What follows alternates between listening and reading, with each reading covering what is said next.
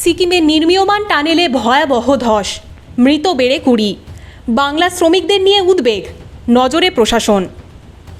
সিকিমের নামচি জেলার সামারদুং এলাকার ঝোলুঙ্গিতে এনএইচপিসির তিস্তা স্টেজ 6 জলবিদ্যুৎ প্রকল্পের নির্মীয়মান টানেলে ভয়াবহ ধসের ঘটনায় মৃতের সংখ্যা বেড়ে দাঁড়িয়েছে 20। দুর্ঘটনার প্রায় 36 ঘন্টা পর টানেলের ভেতর থেকে আরও 7টি মৃতদেহের অবস্থান চিহ্নিত করা হয়েছে।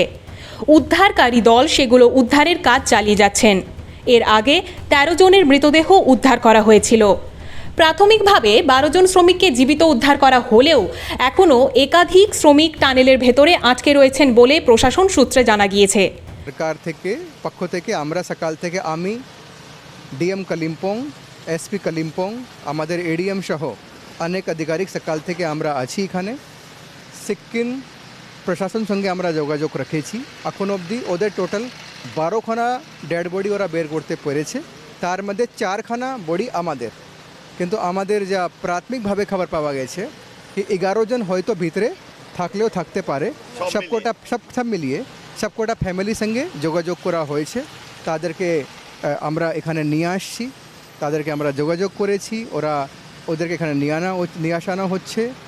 তারপরে যতগুলো দেহ এখন অবধি আইডেন্টিফাই হয়নি তাদেরকে দিয়ে চিহ্নিত করানো হবে। তাদের রাখার ব্যবস্থা থেকে শুরু করে সব রকম ওদের পাশে আমরা দাঁড়িয়েছি। এখন অবধি জলপাইগুড়ির 3 জন দেহ আর আলিপুরদুয়ারের 1 জন দেহ এখন অবধি আইডেন্টিফাই হয়েছে। ফ্যামিলি অলমোস্ট এখানে পৌঁছে গেছে। Thank you. যুদ্ধকালীন তৎপরতায় এনডিআরএফ, এসডিআরএফ, পুলিশ এবং অন্যান্য উদ্ধারকারী সংস্থার যৌথ অভিযান অব্যাহত রয়েছে। এই মর্মান্তিক দুর্ঘটনা ঘিরে উদ্বেগ প্রকাশ করেছেন পশ্চিমবঙ্গের মুখ্যমন্ত্রী শুভেন্দু অধিকারী। তিনি সামাজিক মাধ্যমে জানান, সিকিমের মুখ্যমন্ত্রী প্রেম সিং তামাংয়ের সঙ্গে তিনি ফোনে কথা বলে পরিস্থিতির খোঁজ নিয়েছেন। মুখ্যমন্ত্রীর আশঙ্কা, ক্ষতিগ্রস্ত শ্রমিকদের মধ্যে কয়েকজন পশ্চিমবঙ্গের জলপাইগুড়ি জেলার বাসিন্দা হতে পারেন। তিনি আরও জানিয়েছেন, দুর্ঘটনাস্থলে প্রয়োজনীয় সমন্বয় ও তাৎক্ষণিক সহায়তা নিশ্চিত করতে মন্ত্রী বিশাল লামা এবং দার্জিলিংয়ের জেলাশাসককে ঘটনাস্থলের উদ্দেশ্যে পাঠানো হয়েছে। পাশাপাশি পরিস্থিতির ওপর রাজ্য সরকার নিবিড় নজর রাখছে বলেও তিনি জানিয়েছেন। এদিকে নামচি জেলার পুলিশ সুপার সোনাম ডালমা জানিয়েছেন, টানেলের ভেতরে এখনও উদ্ধার অভিযান চলছে। ধ্বংসস্তূপ সরিয়ে আটকে থাকা শ্রমিকদের খোঁজে নিরন্তর চেষ্টা চালাচ্ছেন উদ্ধারকারীরা। हमारे कैलकुलेशन के अनुसार अराउंड 27 बॉडीज ट्रैप्ड हुए हैं, पीपल ट्रैप्ड हुए हैं, और the number can go higher और लोअर, लेकिन हमारी तरफ हमारी जितनी जानकारी में है वो अभी 27 है।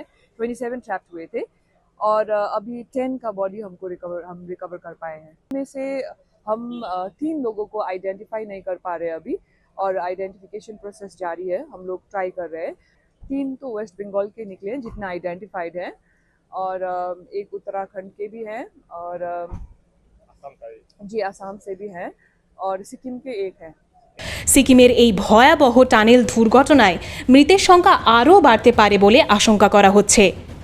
গোটা দেশ জুড়ে এই ঘটনায় শোকের ছায়া নেমে এসেছে। ব্যুরো রিপোর্ট, বর্তমান টাইমস।